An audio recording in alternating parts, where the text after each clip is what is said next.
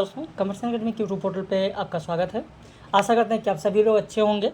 आज हम लोग बात करने जा रहे हैं काव्य शास्त्र में काव्य प्रयोजन का। इससे पहले आपने देखा काव्य हेतु। काव्य हेतु पर अगर आपने लेक्चर देखा होगा, जो हमारे पुराने कैंडिडेट हैं उन्होंने देखा होगा। काव्य हेतु पर आधारित जो पीडीएफ नोट्स लोगों को दिए गए थे, उस पीडीएफ नोट्स को उठाकर आप देखें तो मध्य प्रदेश असिस्टेंट प्रोफेसर के पाठ्यक्रम में जो प्रश्न पूछे गए थे काव्य हेतु पर आधारित, वो भी मिला लोगों को उसी पीडीएफ में। आज भी वैसे लिखा हुआ है। हरियाणा असिस्टेंट प्रोफेसर की बात करें तो हरियाणा असिस्टेंट प्रोफेसर में जो प्रश्न पूछा गया था काव्य हेतु पर, वो भी आपको देखने को मिलेगा, उसी पीडीएफ में है। इसीलिए जो ये काव्य हेतु काव्य प्रयोजन का वीडियो देखने जा रहे हैं, ये वीडियो पब्लिश है, सभी लोगों के लिए है। वीडियो को अंत तक देखें, क्योंकि जितना भी यहाँ पर कंटेंट दिया जाता है वो सब ऑथेंटिक किताब से दिया जाता है। अब अगर यहाँ पर हम काव्य प्रयोजन की बात करें तो ये काव्य प्रयोजन आप देखेंगे तो गणपति चंद्र गुप्त की जो किताब है भारतीय एवं पाश्चात्य काव्य सिद्धांत, उस पर आधारित है। रस गंगाधर जो किताब है उस पर आधारित है। रस से काव्य शास्त्र के सिद्धांत और उनका विवेचन उस पर आधारित है। भारतीय और पाश्चात्य काव्य शास्त्र की रूपरेखा रामचंद्र तिवारी की किताब है, उस पर आधारित है। भारतीय काव्य शास्त्र निशा अग्रवाल की, उस पर भी आधारित है। इग्नू का जो नोट्स है उस पर आधारित, यानी यहाँ पर 5 से 6 किताबों का संग्रह इसमें है काव्य प्रयोजन में। ऐसे ही हर टॉपिक पर जो ऑथेंटिक किताब है, जो आयोग मानता है, उसी पर आधारित आप लोगों को दिया जाता है। अगर आप चैनल पर नए हैं तो चैनल को सब्सक्राइब कर लीजिए, वीडियो को ज़्यादा से ज़्यादा शेयर करें, ताकि और भी जो साहित्य के अभ्यर्थी हैं वो भी जुड़ सकें और इससे लाभान्वित हो सकें। नया बैच अभी शुरू हो रहा है। अगर आप जुड़ना चाहते हैं या आपके कोई मित्र हैं जुड़ना चाहते हैं तो आप उन्हें सूचित कर सकते हैं, आप उन्हें बता सकते हैं कि ये नंबर है, इस नंबर पर फ़ोन करके या व्हाट्सएप करके फ़ीस और सारी जानकारी ले सकते हैं। एक महत्वपूर्ण सूचना और आप लोगों को देनी है कि लगातार चैनल पर शॉर्ट वीडियो अपलोड किए जा रहे हैं, उनको भी देखिए। उसमें आप देखेंगे जितने महिला आत्मकथाकार हैं या जो व्यास सम्मान मिला हुआ है, साहित्य सम्मान मिला हुआ है, साहित्य अकादमी पुरस्कार, उन सब पर आधारित वीडियो अपलोड किया गया है पुस्तकों के नाम सहित, तो उसे भी आप देखते चलें। तो आइए शुरू करते हैं आज के इस महत्वपूर्ण लेक्चर को। और अगर आपके पास समय है तभी वीडियो को देखिएगा, समय नहीं है तो बाद में देख लीजिएगा, क्योंकि जब समय रहता है चीज़ों को आप अच्छे से देखते हैं, समझते हैं, उस पर मनन करते हैं, तभी चीज़ें याद होती हैं। सिर्फ रटने से चीज़ें याद नहीं होती हैं। तो काव्य प्रयोजन का आशय क्या है? काव्य प्रयोजन का आशय होता है काव्य का उद्देश्य। प्रयोजन जिसे कहते हैं, किसी काम को आप करने जा रहे हैं तो कहते हैं इसका करने का प्रयोजन आपका क्या है, यानी इसको करने का उद्देश्य क्या है। तो साहित्य का मूल प्रयोजन होता है मानव संवेदना का विस्तार, संस्कार और परिष्कार करना।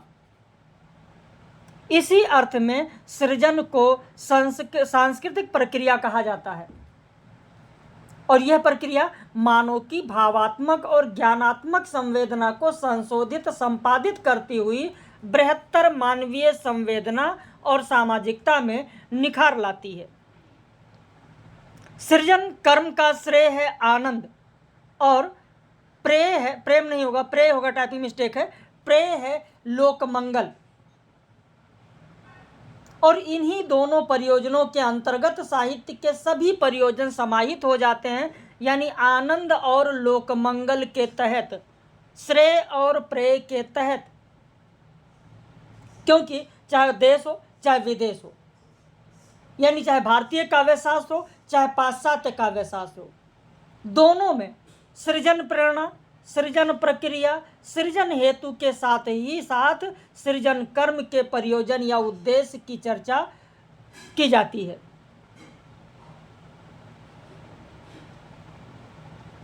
सृजन कर्म ना तो प्रयोजन रहित होता है और ना ही हो सकता है। आधुनिक काव्य में काव्य प्रयोजन या सृजन दृष्टि की चर्चा के अंतर्गत अगर हम देखें तो उत्तर आधुनिकतावाद है, उत्तर पूंजीवाद है, ये भी एक विचारधारा है, आइडियोलॉजी है। उपभोक्तावादी साहित्य और संस्कृति का प्रयोजन है। सबसे पहले संस्कृत के आचार्यों द्वारा निरूपित जो काव्य प्रयोजन है उसकी चर्चा यहाँ पर हम लोग करते चलेंगे। भरत मुनि की अगर बात करें तो भरत मुनि ने नाट्य शास्त्र में काव्य को धर्म, यश, आयु का साधक, लोक कल्याणकारी, बुद्धि का वर्धक और लोकोपदेशक माना है। किसने? तो भरत मुनि ने। सबसे पहले किसने माना है? तो भरत मुनि ने माना है। भरत मुनि ने क्या कहा है, आइए यहां पर एक एक करके देखते चलते हैं। भरत मुनि ने लिखा कि धर्मम यशस्यम आयुष हितम बुद्धि विवर्धनम लोकोपदेश जननम नाट्य में तम भविष्यति।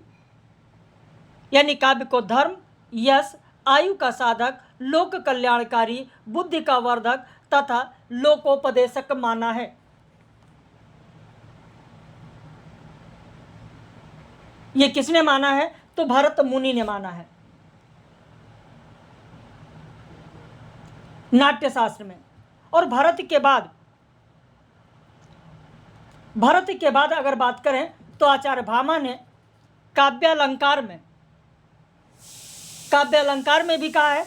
लेकिन उससे पहले यहाँ पर थोड़ा सा और जान लेते हैं। इन्होंने ये भी कहा कि दुखार्ताना, श्रमार्ताना, शोकार्ताना, तपस्विनाम विश्राम जननम काले नाट्यवेत्तम भविष्यति। अर्थात दुख, सुख, शोक से मंडित तपस्वियों को संसार में सुख दुख प्राप्त करने वाला काव्य ही प्रयोजन है।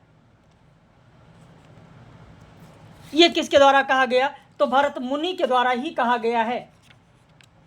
किसके द्वारा कहा गया? भरत मुनि के द्वारा। भामा ने काव्यालंकार में पुरुषार्थ चतुष्टय यानी धर्म, अर्थ, काम, मोक्ष के अलावा कलाओं में विलक्षणता, प्रीति और कृति को भी काव्य का प्रयोजन माना है। भामा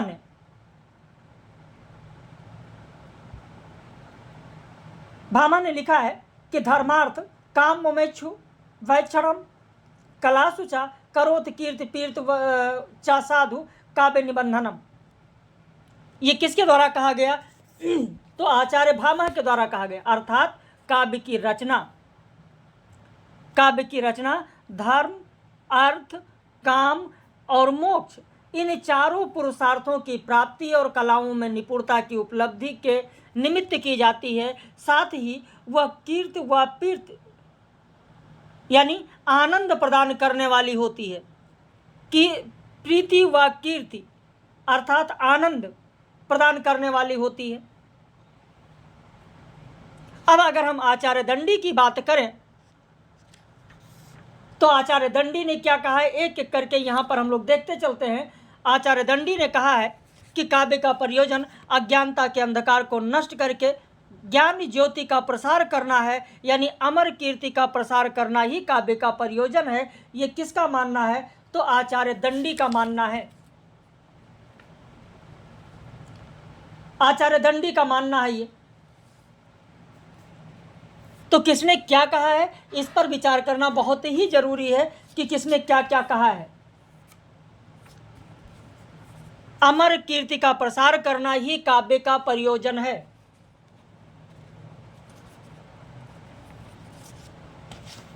रुद्रट की अगर बात करें तो रुद्रट ने पुरुषार्थ चतुष्टय को काव्य प्रयोजन माना तथा काव्य प्रयोजन में आह्लाद को प्रधानता दी है। किसने? रुद्रट ने। आचार्य रुद्रट ने कहा है, रुद्रट का जो दिया गया है उसको उस पर आप ध्यान दें कि उनका जो पद है उन पदों पर भी आधारित कभी कभी परीक्षा में प्रश्न पूछ लिए जाते हैं। जैसा कि मैंने आपको भरत मुनि के बारे में बताया, भामा के बारे में बताया ऐसे मम्मट के बारे में भी पूछा जाता है कि मम्मट का पद कौन सा है, अभी आगे उसकी बात करेंगे। कुंतक का पद कौन सा है, वामन का पद कौन सा है। कुंतक ने भी पुरुषार्थ चतुष्टय को काव्य प्रयोजन माना है और कुंतक ने लिखा है कि धर्मादि साधनोपाय सुकुमार क्रमोदिता। कहीं पर लिखना चाहे तो लिख लें, धर्मादि साधनोपाय। इसीलिए कहते हैं कि कॉपी पेन लेकर बैठा करें, कॉपी पेन लेकर बैठा करें। कुंतक ने लिखा है धर्मादि साधनोपाय सुकुमार क्रमोदिता। किसमें लिखा है, वक्रोक्त जीवितम में, वक्रोक्ति जीवितम में लिखा है, वक्रोक्ति जीवितम में लिखा है। इससे यह भी आपको पता चलेगा, मिलाने के लिए प्रश्न आ जाता है कि वक्रोक्त जीवितम रचना किसकी है, तो वक्रोक्त जीवितम रचना है कुंतक की। उसी वक्रोक्त जीवितम में उन्होंने लिखा कि धर्मादि साधनोपाया सुकुमार क्रमोदिता। लिख लिया आपने। वामन और भोज ने कीर्ति और प्रीति को काव्य का प्रयोजन माना है। वामन ने लिखा है, अगर वामन की बात करें तो वामन ने लिखा कि काव्यम सद दृष्टार्थ पीर्त कीर्ति हेतुवात। किसने लिखा, वामन ने लिखा है। यानी सुंदर काव्य कीर्त और प्रीति का हेतु होने से दृष्ट और अदृष्ट यानी ऐहिक लौकिक और अदृष्ट फल देने वाला होता है। ये किसने कहा है, तो वामन ने कहा है कि काव्यम सद दृष्टार्थ प्रीत कीर्ति हेतुवात। ये भी कई बार परीक्षाओं में पूछा गया है, आपने देखा होगा, वामन ने कहा। वहीं अगर भोज की बात करें तो भोज ने भी लिखा है कि रसांतवतः कवि कुर्वन् प्रीति कीर्ति चा विदंती। आचार्य विश्वनाथ ने पुरुषार्थ चतुष्टय और अग्नि पुराण ने धर्म अर्थ काम को ही काव्य का प्रयोजन माना है। यानी विश्वनाथ ने पुरुषार्थ चतुष्टय या चतुर्वर्ग और अग्नि पुराणकार ने त्रिवर्ग यानी मोक्ष को छोड़कर, धर्म अर्थ काम है लेकिन मोक्ष को छोड़कर त्रिवर्ग, अग्नि पुराणकार ने धर्म अर्थ और काम को लिया है। किसको छोड़ दिया है, अग्नि पुराणकार ने मोक्ष को छोड़ दिया। तो धर्म अर्थ और काम को काव्य का प्रयोजन स्वीकार किया है। जबकि रुद्रट और कुंतक ने फल प्राप्ति के साथ अनर्थ का समन, विपत्ति का निवारण, रोग से मुक्ति, मनोवांछित वरदान की प्राप्ति, इन सब के लिए उन्होंने भूमि एक तैयार की। और आगे आप देखेंगे कुंतक ने जैसे कहा भी है कि काव्य में से अर्थ कृते व्यवहार विदेशी वेत रक्षते, काव्य प्रकाश में कहा गया है कुंतक के द्वारा। आचार्य मम्मट ने लिखा है, यहाँ मम्मट हो गया है, सही कर लीजिएगा।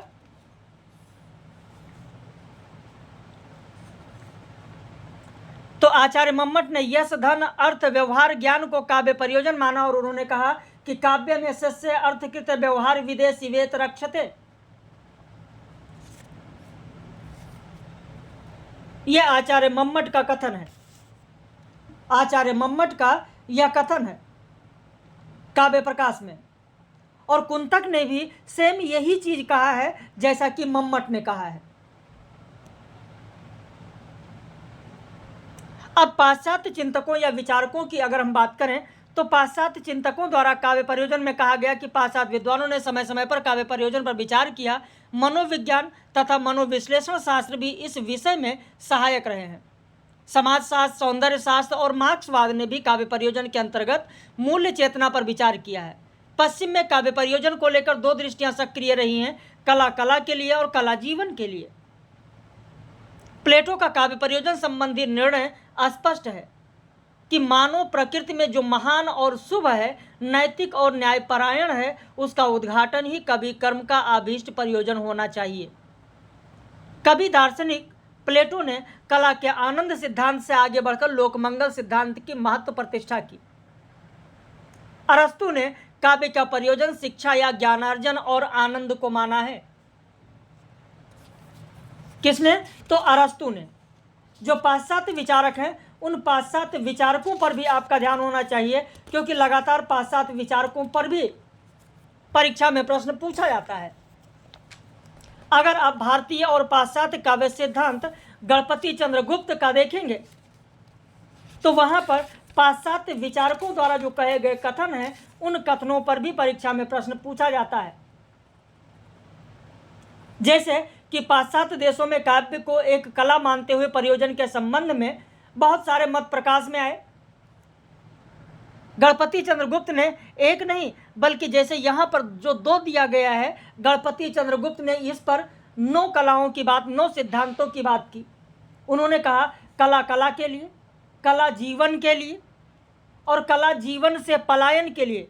गणपति चंद्रगुप्त के अनुसार लिखें कि कला जीवन से पलायन के लिए।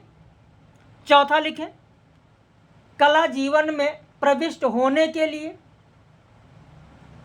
5वां लिखें कला सेवा के लिए। 6ठा लिखें कला आत्मानुभूति के लिए। 7वां लिखें कला आनंद के लिए।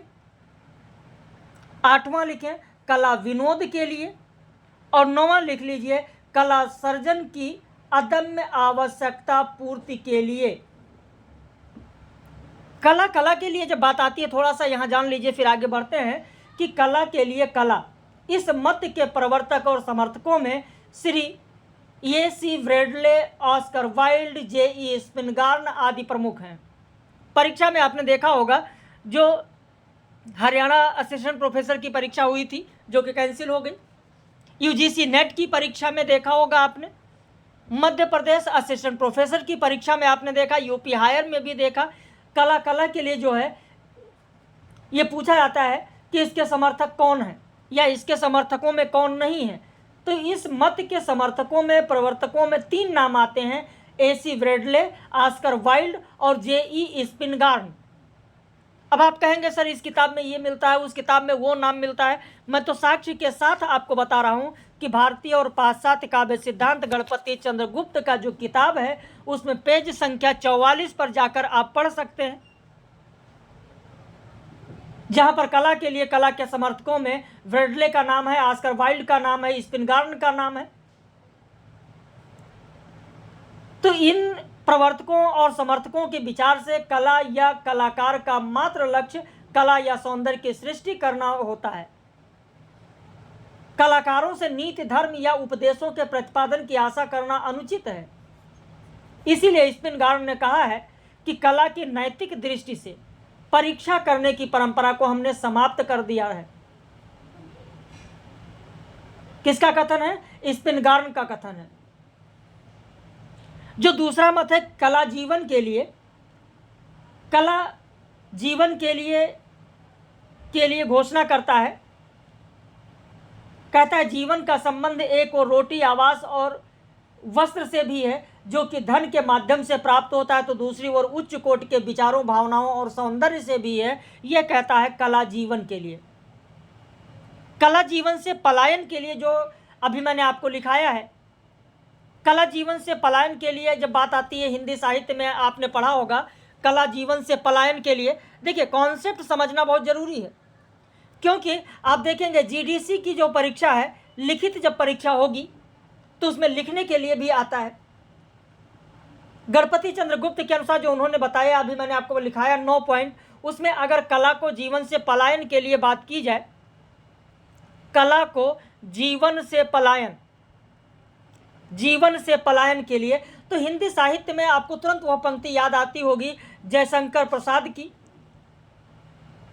कि ले चल मुझे भुलावा देकर मेरे नाविक धीरे धीरे, जिस निर्जन में सागर लहरी, अंबर के कानों में गहरी, निश्चल प्रेम कथा कहती हो, तज कोलाहल की अवनी रे। बच्चन सिंह की पंक्ति याद आती होगी कि मन मेरा खोजा करता है क्षण भर को वह ठौर, छिपा लूं अपना शीश जहां, अरे है वह वक्षस्थल कहां। ऐसे पलायनवादी की अगर बात करें तो पलायनवादी में आप देखेंगे कि पलायनवादी के लिए भी ये पंक्ति याद आती है कि जिसे तुम समझे हो अभिशाप जगत की ज्वालाओं का मूल, इसका वह रहस्य वरदान कभी मत इसको जाओ भूल। कला सेवा के अर्थ के लिए भी है, कला आत्मानुभूति के लिए है, कला आनंद के लिए भी है। तो ये सारी चीजें आपको देखने को मिलेंगी। अरस्तु ने काव्य का प्रयोजन, जब अरस्तु की बात आती है तो अरस्तु ने काव्य का प्रयोजन किसे माना है? अरस्तु ने काव्य का प्रयोजन शिक्षा या ज्ञानार्जन और आनंद को माना है। अरस्तु ने। ऐसे लोंजाइनस ने काव्य का प्रयोजन लोक मंगल यानी शिक्षा और आनंद को माना है। लोंजाइनस ने नव जागरण काल जब आता है तो नव जागरण काल में साहित्य का प्रयोजन मानव की संवेदनात्मक ज्ञानात्मक चेतना का विकास और परिष्कार है। किस काल में? नव जागरण काल में। नव अभिजात्यवाद और नव प्लेटोवाद के तहत साहित्य का प्रयोजन आनंद और नैतिक आदर्श की शिक्षा को महत्व दिया गया है। कॉलरिज ने आनंद को काव्य का प्रयोजन माना। होमर ने आनंद को काव्य का प्रयोजन माना। हैसिड ने उपदेश को काव्य का प्रयोजन माना। जॉन ड्राइडेन ने आनंद और शिक्षा को काव्य का प्रयोजन माना। स्वच्छंदतावाद के काव्य का प्रयोजन आत्म साक्षात्कार, आत्मसृजन और आत्माभिव्यक्ति है। इस तरह मानव की मुक्ति कामना ही काव्य प्रयोजन है। वर्ड्सवर्थ के अनुसार काव्य प्रयोजन आनंद है। शैले, वर्ड्सवर्थ, कॉलरिज, यहाँ तक कि रुग्ण कीट्स और आस्था विहीन वायरन में भी आनंद का स्वर प्रत्यक्ष और परोक्ष रूप से मुखर है। शैले का मानवता भी मुक्ति में अटूट विश्वास रखता है। वर्ड्सवर्थ का सर्वात्मवाद, कॉलरिज का आत्मवाद, कीट्स की सौंदर्य के प्रति उल्लासपूर्ण आस्था और वायरन का जीवन के प्रति अबाध उत्साह आनंदवाद के ही विभिन्न रूप हैं। विक्टर क्रूजे, जिन्होंने 1818 ईस्वी में कला के लिए सिद्धांत का प्रतिपादन किया, उनके अनुसार काव्य का प्रयोजन आनंद की सृष्टि है। मैथ्यू अर्नल्ड ने कला जीवन के लिए का समर्थन किया और काव्य का प्रयोजन जीवन की आलोचना को घोषित किया। अगर आइए रिचर्ड्स की बात करें तो रिचर्ड्स ने आवेगों की शांति को काव्य का प्रयोजन माना। आप देखेंगे परीक्षाओं में खूब पूछा जाता है कि शांति को काव्य का प्रयोजन किसने माना? आइए रिचर्ड्स ने। टी.एस. इलियट ने काव्य का प्रयोजन साहित्य का बोध और आस्वाद को माना। मार्क्स के अनुसार साहित्य का प्रयोजन मानव को प्रबुद्ध सामाजिकता की दृष्टि से संपन्न करना, शोषण, अन्याय, अनीति और अनैतिकता के प्रति जागरूक पैदा करना है।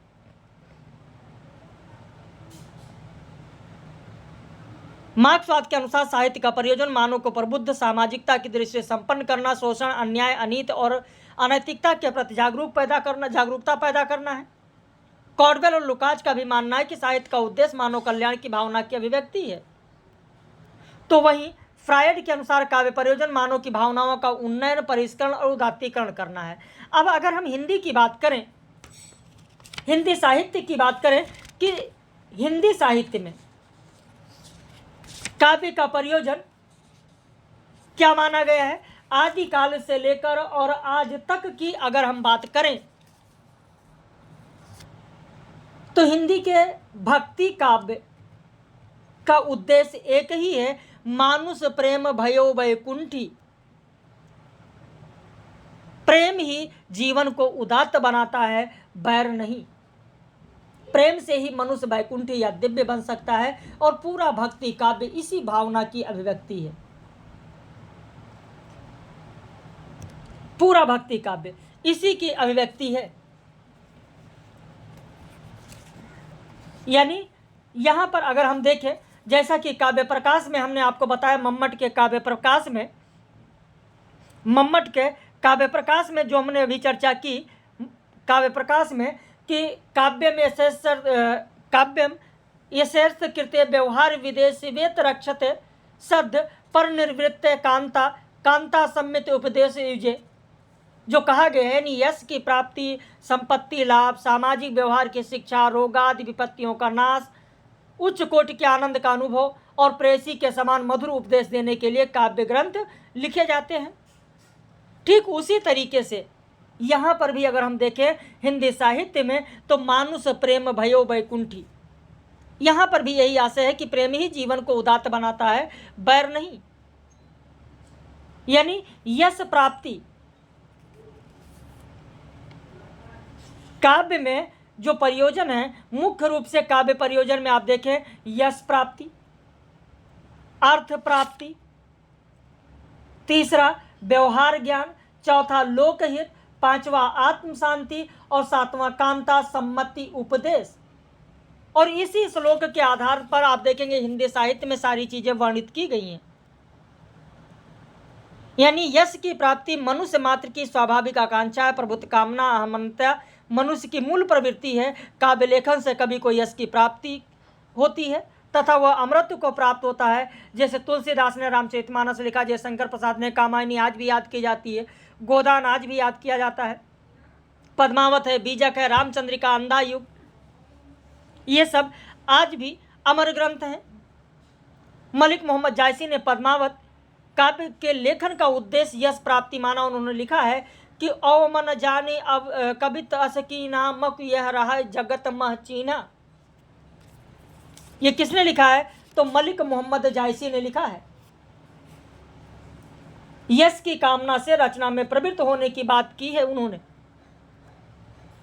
कि औ मन जान कवित असकीना और मक यह रहा जगत मह चीना, धन सोई जस कीरत जासु फूल मरे पर मरे न बासु। इसीलिए यह पंक्ति खूब पूछी जाती है, आपने देखा होगा परीक्षाओं में कि फूल मरे पर मरे न वासु। किसकी पंक्ति है? मलिक मोहम्मद जायसी की है। तो औ मन जान कवित असकीना मक यह रहा जगत महचीना, धन सोई जस कीरत फल जासु फूल मरे पर मरे न वासु। और कई ना जगत जस बेचा कई ना लीन जस मोल, जो यह पढ़े कहानी हम सवरे दुई बोल। तो इसमें कोई संदेह नहीं है कि प्रेम ही काव्य का प्रयोजन है। रामचरितमानस में गोस्वामी तुलसीदास ने दो काव्य प्रयोजन की चर्चा की है। स्वांत सुखाय तुलसी रघुनाथ गाथा, कीरत भनित भूति भली सोई, सुरसर सम सब कहाँ हित होई। तुलसीदास ने काव्य प्रयोजन स्वांत सुखाय और लोक मंगल की भावना माना है। कबीरदास ने ब्रह्म विचार या आत्मानुभव सार व्यक्त करना ही काव्य का प्रयोजन मानते हैं। कौन? कबीरदास। तो तुलसीदास की यह पंक्ति जो है यह भी परीक्षाओं में खूब पूछी जाती है। तुलसीदास की यह पंक्ति पूछी जाती है परीक्षाओं में, कबीरदास की पंक्ति परीक्षाओं में पूछी जाती है। इन्होंने काव्य का प्रयोजन क्या माना पूछा जाता है। ऐसे सूरदास की अगर बात करें तो सूरदास ने कृष्ण के सगुण लीला पदों का गान करना ही अपने काव्य का प्रयोजन माना। यानी सूरदास ने कृष्ण के सगुण लीला पदों के गान को ही अपनी रचना का प्रयोजन माना। इसमें उन्हें तो आत्म संतोष मिला ही है, श्रोताओं और पाठकों का जीवन भी सार्थक हो गया है। प्रेम के जिस सहज अकुंठ और गाढ़ स्वरूप का परिचय उन्होंने गोपिकाओं ग्वालों के जीवन की स्वच्छंद चर्या में मिला, उसमें उनमें भी जीवन के प्रति एक ललक जागृत हुई और ये लोक भी उन्हें सुंदर और सरस प्रतीत होने लगा। शास्त्र निर्दिष्ट प्रयोजनों से यह प्रयोजन महत्तर प्रमाणित हुआ है। ऐसे जायसी की बात तो मैंने की है कि जायसी ने यश कामना को काव्य का प्रयोजन माना। अब अगर हम कुलपति मिश्र की बात करें तो कुलपति मिश्र ने लिखा है कि जस संपत्ति आनंद अति दुरितन डारे खोए, और होत कवित ते चतुरई जगत राग बस खोए। यानी काव्य में यश, जस मतलब जस का आशय होता है यश, जस का आशय यहां पर होगा यश से। तो जस संपत्ति और आनंद की प्राप्ति होती है। संकट या पाप कहें, जो दुरितन शब्द है, दुरितन मतलब पाप, तो इससे पाप दूर हो जाता है। और चतुराई से आशय होगा लोक व्यवहार ज्ञान। तो इससे पाप दूर हो जाता है और चतुरता आती है, लोक व्यवहार ज्ञान आती है और संसार के लोग कविता में निमित्त राग तत्व के वशीभूत हो जाते हैं। तो ये प्रयोजन संस्कृत के आचार्यों द्वारा निर्दिष्ट प्रयोजनों से भिन्न नहीं है। ठीक उसी तरीके से देव की अगर हम बात करें तो कवि देव ने लिखा है कि रहत न घर वर धाम धन तरवर सरवर कूप और जस शरीर जग में अमर भव्य काव्य रसरूप। यानी यश को काव्य का सर्वोत्तम प्रयोजन यहाँ पर मानते हैं देव। उनके अनुसार घर धाम धन वृक्ष सरोवर कूप सब नष्ट हो जाते हैं, लेकिन रस रूप भव्य काव्य के कर्ता का यश रूपी शरीर संसार में अमर हो जाता है। ऐसे ही सोमनाथ की अगर बात करें तो सोमनाथ ने भी लिखा कि कीरत वित्त विनोद अरु अति मंगल को देत और करे भलो उपदेश नित वह कवित चित चेत। यानी कीर्ति वित्त विनोद मंगल और भला उपदेश से सभी प्रयोजन संस्कृत के आचार्यों द्वारा निर्दिष्ट हैं। भिखारी दास ने भी कहा है, भिखारी दास ने यश प्राप्ति फल प्राप्ति आनंद प्राप्ति को काव्य का प्रयोजन माना और उन्होंने अपने पदों में लिखा है कि एक लहाय तप पुंजहि के फल ज्यों तुलसी अरुसूर गोसाई, एक लहाय बहु संपत्ति के सो भूषण ज्यों बर वीर बड़ाई, और एकन को जसही सो प्रयोजन है रसखान रहीम की नाई, और दास कवितन की चर्चा बुद्धिवंतन को सुखदय सब ठाई। यानी सूर और तुलसी जैसे कवि काव्य रचना करके तपस्या का फल प्राप्त करते हैं। केशव भूषण और वीरबल जैसे कवि प्रचुर संपत्ति लाभ कमाते हैं। रसखान और रहीम जैसे कवि केवल यश की आकांक्षा करते हैं। काव्य चर्चा बुद्धिमानों के लिए सब जगह सुख देने वाली होती है। तो इस तरीके से आचार्य भिखारी दास ने काव्य की रचना किसी के लिए तपस्या का फल बताया, किसी के लिए अर्थ का बताया, किसी के लिए यश और सभी बुद्धिमान पाठक श्रोताओं के लिए सुख का विधान मानते हैं, सुख का विधान मानते हैं। भारतेंदु हरिश्चंद्र ने काव्य का प्रयोजन आनंद की अनुभूति और लोकहित की भावना को माना है, क्योंकि जब आधुनिक काल और आधुनिक रचनाकारों आलोचकों के काव्य प्रयोजन संबंधी दृष्टि की बात होती है तो आधुनिक काल में आकर मनुष्य सारे चिंतन का केंद्र हो गया और ईश्वर की धारणा व्यक्तिगत आस्था तक सीमित हो गई और मनुष्य इसी बुनियादी अवधारणा में परिवर्तन करके नवजागरण या पुनर्जागरण की मानसिकता से आया है। यह काल हिंदू मानसिकता या पुनरुत्थान का नहीं है, बल्कि सांस्कृतिक नवजागरण है। सांस्कृतिक नवजागरण की यह प्रक्रिया दो जातीय संस्कृतियों की टकराहट और संघर्ष से उत्पन्न हुई है। भारत में अंग्रेजी राज्य का विरोध करते हुए भारतेंदु हरिश्चंद्र ने स्वदेशी वस्तुओं के व्यवहार का प्रतिज्ञा पत्र छापा था अपने कवि वचन सुधा में।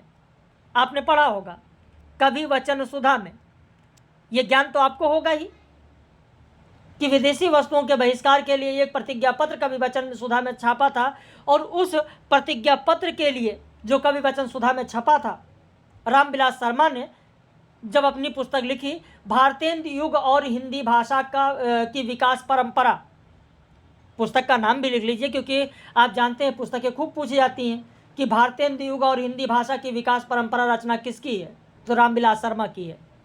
तो रामविलास शर्मा ने अपनी किताब भारतेंदु युग और हिंदी भाषा की विकास परंपरा में लिखा कि यह प्रतिज्ञा पत्र, कौन सा प्रतिज्ञा पत्र, जो भारतेंदु हरिश्चंद्र ने कवि वचन सुधा पत्रिका में स्वदेशी वस्तुओं के व्यवहार के लिए प्रतिज्ञा पत्र छापा था, उसके लिए कहते हैं रामविलास शर्मा कि यह प्रतिज्ञा पत्र भारतीय स्वाधीनता के इतिहास में स्वर्णाक्षरों में लिखा जाने योग्य है,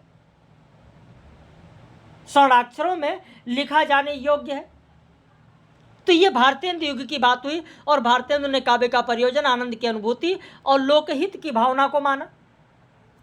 अब जब बात आती है द्विवेदी युग की, तो द्विवेदी युग के सृजन कर्म ने पुराने दरबारी काव्य की रूढ़ियों से हिंदी कविता को मुक्त करने के लिए रीतिवाद विरोधी अभियान चलाया और महावीर प्रसाद द्विवेदी सरस्वती पत्रिका से रीतिवाद विरोधी आंदोलन को तेज किया और 1901 की सरस्वती में नायिका भेद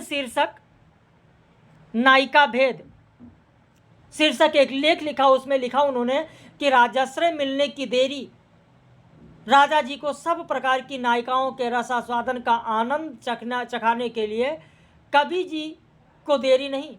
10 वर्ष की अज्ञात यौवना से लेकर 50 वर्ष की प्रौढ़ा तक के सूक्ष्म से सूक्ष्म भेद बताकर उनके हाव भाव विलासादि की सारी दिनचर्या वर्णन करके ही कवि जन संतोष नहीं करते थे। समस्या पूर्ति करने वाले कवि समाजों का तो जीवन सर्वस्व ही था, ये कहा नायिका भेद में। तो द्विवेदी युग में महावीर प्रसाद द्विवेदी काव्य का प्रयोजन ज्ञान का विस्तार और आनंद की अनुभूति मानते हैं। महावीर प्रसाद द्विवेदी की जब बात आती है तो महावीर प्रसाद द्विवेदी ने साहित्य की महत्ता को लोक जागरण की चेतना से संबंध मानते हुए उन्होंने कहा कि साहित्य में जो शक्ति छिपी रहती है वो तोप, तलवार और बम के गोलों में भी नहीं पाई जाती। ये भी किसी परीक्षा में एक बार पूछा गया था कि कथन किसका है। साहित्य में जो शक्ति छिपी रहती है वो तोप, तलवार और बम के गोलों में नहीं पाई जाती। यूरोप में हानिकारणी धार्मिक रूढ़ियों का उद्घाटन साहित्य ने ही किया है। जातीय स्वतंत्रता के बीज उसी ने बोए हैं। पोप की प्रभुता को किसने कम किया है? फ्रांस में प्रजा की सत्ता का उत्पादन और उन्नयन किसने किया है? पदाक्रांत इटली का मस्तक किसने ऊंचा उठाया है? साहित्य ने। तो ये कहा गया है महावीर प्रसाद द्विवेदी के द्वारा। और द्विवेदी जी की प्रेरणा से ही मैथिली शरण गुप्त ने रीतिवादी विरोधी अभियान में हिस्सा लिया और जगन्नाथ प्रसाद भानु की पुस्तक काव्य प्रभाकर के मई 1912 के अंक में आलोचना भी की गई है। अयोध्या सिंह उपाध्याय हरियोध ने काव्य का प्रयोजन आनंदानुभूति को माना है। किसने? तो अयोध्या सिंह उपाध्याय हरियोध। ध्यान रखना, इनका भी परीक्षाओं में पूछा जाता है, हरियोध जी का। अयोध्या सिंह उपाध्याय हरियोध, इन्होंने काव्य प्रयोजन आनंदानुभूति को माना। लेकिन अयोध्या सिंह उपाध्याय हरियोध के बाद जयशंकर प्रसाद पर आने से पहले बात कर लेते हैं हजारी प्रसाद द्विवेदी का। हजारी प्रसाद द्विवेदी, थोड़ा सा हजारी प्रसाद द्विवेदी के बारे में ध्यान दें, गौर से सुने। हजारी प्रसाद द्विवेदी का लक्ष्य मनुष्य जाति का हित करना मानते हैं। हजारी प्रसाद द्विवेदी कहते हैं कि साहित्य का जो लक्ष्य है वो मनुष्य जाति का हित करना है। और वो कहते हैं कि मैं साहित्य को मनुष्य की दृष्टि से देखने का पक्षपाती हूँ। कई बार परीक्षाओं में प्रश्न आया है हजारी प्रसाद द्विवेदी का ये कथन कि मैं साहित्य को मनुष्य की दृष्टि से देखने का पक्षपाती हूँ। कथन किसका है? हजारी प्रसाद द्विवेदी का है। तो उनका पूरा कथन यह है कि मैं साहित्य को मनुष्य की दृष्टि से देखने का पक्षपाती हूँ, जो भाग्यजाल मनुष्य को दुर्गतिहीनता पर मुखापेक्षिता से बचा न सके, जो उसकी आत्मा को तेजोदीप्त न बना सके, जो उसके हृदय को पर दुख कातर और संवेदनशील न बना सके, उसे साहित्य कहने में मुझे संकोच होता है। अब अगर हम बात करें यहाँ पर जयशंकर प्रसाद की, तो आप देखेंगे जयशंकर प्रसाद ने काव्य का प्रयोजन मनोरंजन तथा शिक्षा को माना है। जयशंकर प्रसाद ने किसे माना? तो जयशंकर प्रसाद ने काव्य का प्रयोजन मनोरंजन और शिक्षा को माना है। जयशंकर प्रसाद ने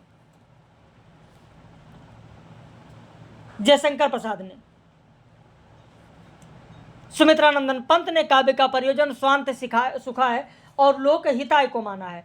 क्योंकि सुमित्रानंदन पंत छायावादियों की बात आती है, चाहे जयशंकर प्रसाद हो, सुमित्रानंदन पंत हो, महादेवी वर्मा हो। महादेवी वर्मा ने भी काव्य का प्रयोजन मानव हृदय में समाज के प्रति विश्वास उत्पन्न करना बताया है। तो जब छायावाद की बात आती है तो छायावाद के कवियों ने सृजन को भारतीय स्वाधीनता आंदोलन के नवजागरण से शक्ति लेकर मानव मुक्ति चेतना की ओर प्रवृत्त किया। और सुमित्रानंदन पंत ने जो भी कहा है ज़्यादातर उनके कथन पल्लव की भूमिका से ही है। तो सुमित्रानंदन पंत ने पल्लव की भूमिका में रीतिवाद की कठोर निंदा की और मुक्त जीवन सौंदर्य की अभिव्यक्ति को काव्य का प्रयोजन माना। यानी मुक्त जीवन सौंदर्य की अभिव्यक्ति, यानी मुक्त जीवन जो स्वांत सुखाय और लोक हिताय हो। वहीं जयशंकर प्रसाद की जब बात आती है तो जयशंकर प्रसाद ने काव्य और कला तथा अन्य निबंध के निबंधों में रस की शैवाद्वैतवादी आनंदवादी परंपरा का समर्थन किया और कविता को श्रेयमयी प्रेय ज्ञानधारा माना है। यानी आनंद और लोक मंगल दोनों ही सामंजस्य सृजन ही धर्म है, यानी मनोरंजन और शिक्षा। ऐसे सूर्यकांत त्रिपाठी निराला ने मिल्टन, माइकल मधुसूदन दत्त, तुलसीदास, रविंद्रनाथ की नवजागरणवादी परंपरा का हिंदी में विस्तार किया। महादेवी वर्मा इसी को निराला और प्रसाद की चिंतन राह को आगे बढ़ाती हैं। महादेवी वर्मा उन्होंने गद्य में उपेक्षितों को और काव्य में शक्ति काव्य को अपनाया। उनके मत में साहित्य का उद्देश्य मानव करुणा का विस्तार, मानव करुणा का विस्तार यानी मानव हृदय में समाज के प्रति विश्वास उत्पन्न करना। मैथिली शरण गुप्त ने उपदेश को प्रमुख और मनोरंजन को गौण प्रयोजन माना है। लिखते हैं कि केवल मनोरंजन न कवि का कर्म होना चाहिए, उसमें उचित उपदेश का भी मर्म होना चाहिए। संदेश नहीं मैं स्वर्ग लोक का लाया, इस भूतल को ही स्वर्ग बनाने आया। अर्पित हो मेरा मनुज काय, बहुजन हिताय बहुजन सुखाय।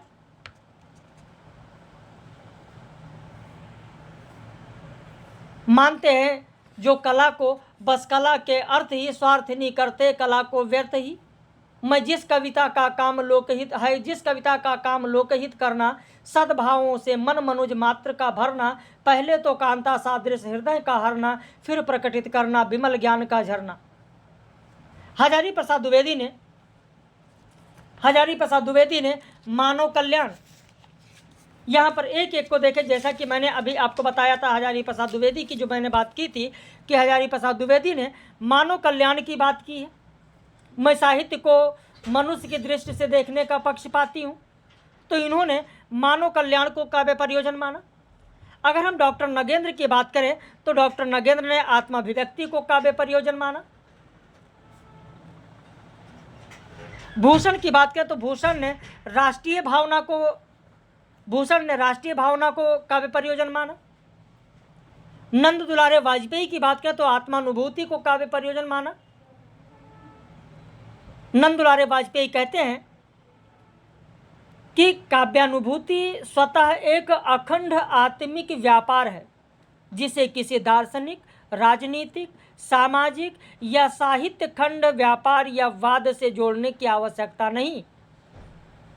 समस्त साहित्य में इस अनुभूति या आत्मिक व्यापार का प्रसार रहा है। काव्य का प्रयोजन मनोरंजन अथवा सामाजिक वैषम्य से दूर भावना अथवा पलायन से भी नहीं हो सकता, क्योंकि वैसी अवस्था में आत्मानुभूति के प्रकाशन का पूरा अवसर रचयिता को नहीं मिल सकेगा, उसकी रचना अधूरी और अपंग रहेगी। यह मानना है नंद दुलारे वाजपेयी का। ठीक कुछ ऐसा ही मत है बाबू गुलाब राय का, क्योंकि बाबू गुलाब राय का भी कथन पूछा जाता है। बाबू गुलाब राय कहते हैं कि भारतीय दृष्टि में आत्मा का अर्थ संकुचित व्यक्तित्व नहीं है, विस्तार ही में आत्मा की पूर्णता है। लोकहित भी एकात्मवाद की दृढ़ आधारशिला पर खड़ा हो सकता है। यश, अर्थ, यौन संबंध, लोकहित सभी आत्महित के नीचे या ऊंचे रूप हैं। तो इसी में लोकहित का मान है, यह मानना किसका है? तो बाबू गुलाब राय का है।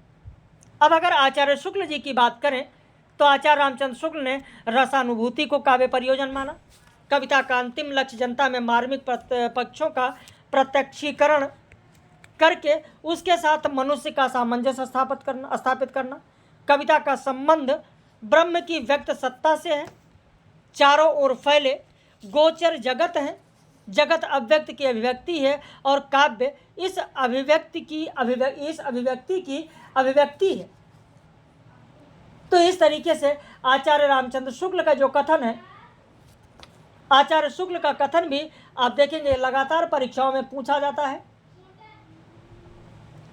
तो आचार्य रामचंद्र शुक्ल के इस कथन को भी आपको ध्यान रखना है। इसीलिए यहाँ पर जो शुक्ल जी के कथन है, उस शुक्ल जी के कथन को भी आपको एक एक करके यहाँ पर बताया गया है कि शुक्ल जी का क्या मानना है।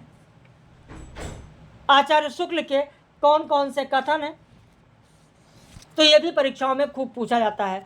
तो इसलिए यहाँ पर आचार्य शुक्ल जी के कथन को भी मैंने दिया है। आपको कैसा लगा जरूर अपनी प्रतिक्रिया आप लोग व्यक्त कीजिएगा।